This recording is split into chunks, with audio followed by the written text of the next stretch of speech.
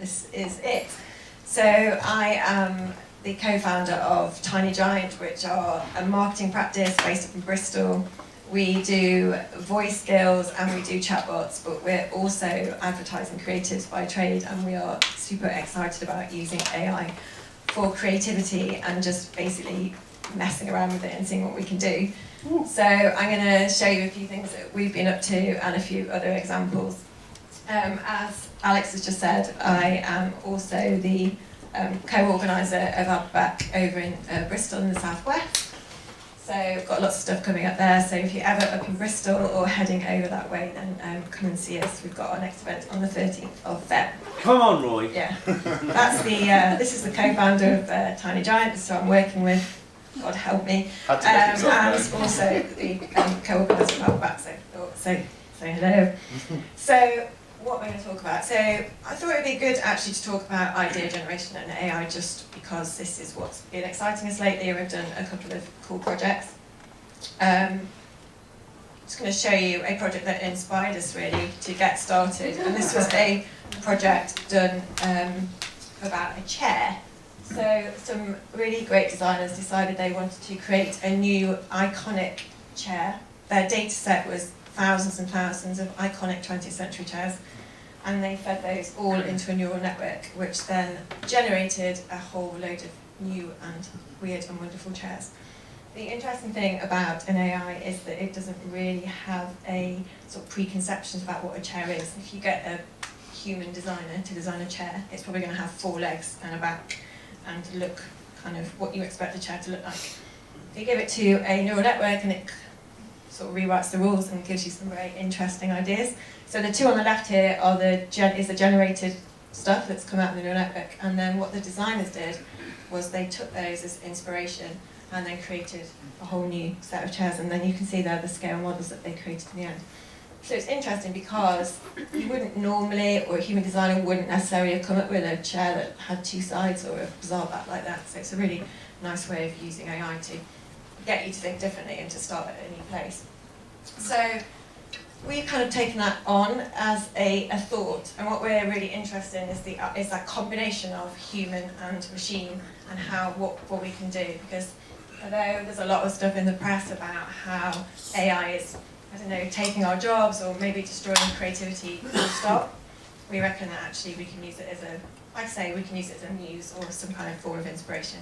So this is one of our projects that we did a couple of months ago, and this was based on, well, the idea was to create some AI cupcakes. So what we did was Noughts and I, scoured the internet for hundreds and hundreds of cupcake recipes, and went to some recipe books, and we put those all into a neural network. And over time, over probably a week or so, the neural network learned how to create a cupcake recipe.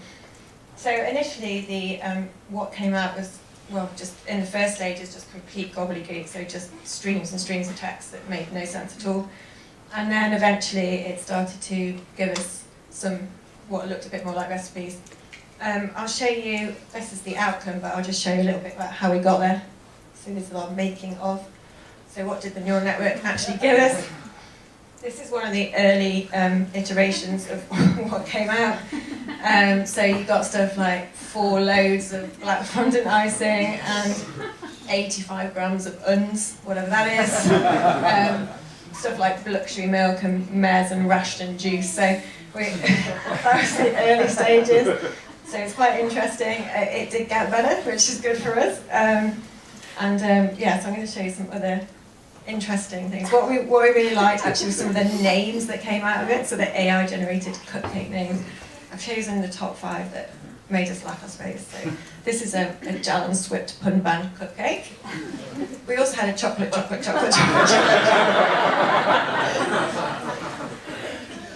We had a peanut butter hot bus, which sounds really dirty. Well, I can't even say that one. And then the butterfly mixer is probably dirty actually.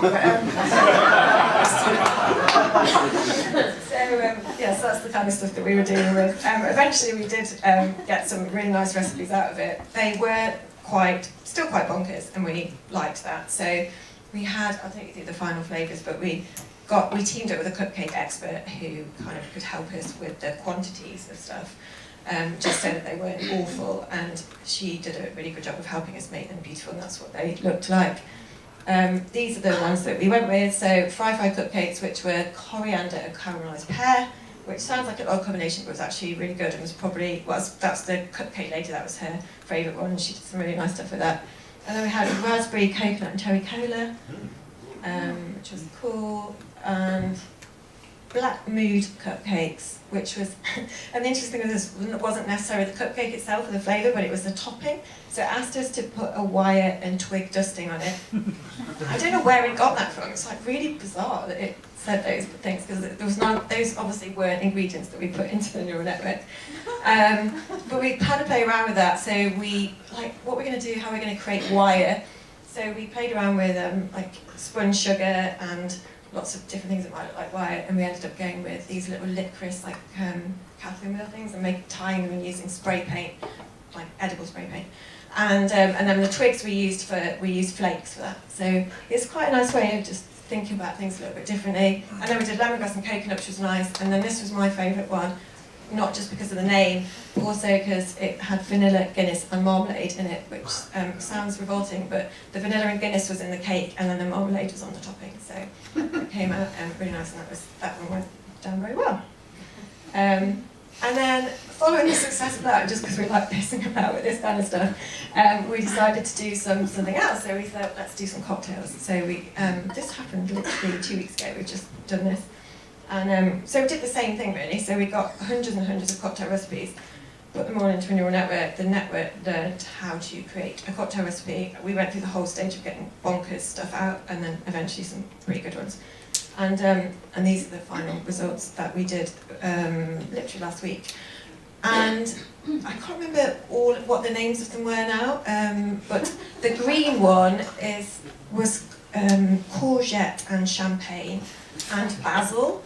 And there was another one, the bottom one with a little flower on that had ice cream in it. And the guy who made them for us, he kind of totally freaked out when he saw the recipes, but he did come around to us in the end. And I think initially he thought, oh no, because AI is going to take over and I'm going to lose my job. But then we were trying to explain, actually it's about taking the recipe and then using your own expertise and all your creativity and seeing if we can make something really cool with it. And he did come around to it in the end, and we did some really nice things. So much so that actually got picked up by the BBC, which was really nice, and that's me behind the camera. I was shooting it. I haven't actually, I look absolutely terrified. And yeah, it hasn't gone out yet because he wants to come back and see people tasting them. So I might have to bribe a few people that I'll be back to like try them and say how lovely they are. But no, they are really good, and we're serving them up on the 30th, or I'll be back in Bristol.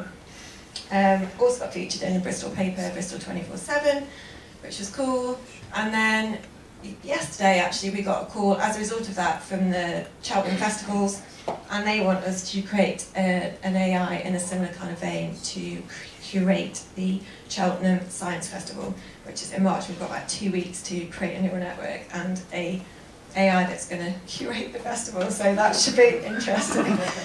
So that's our next project, which we've just literally got signed off on today, and they said, yeah, go for it. So yeah.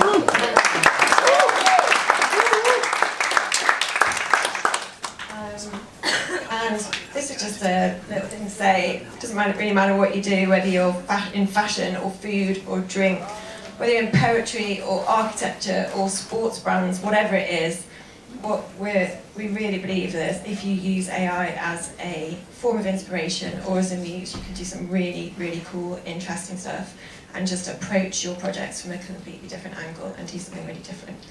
So that's that. Yeah!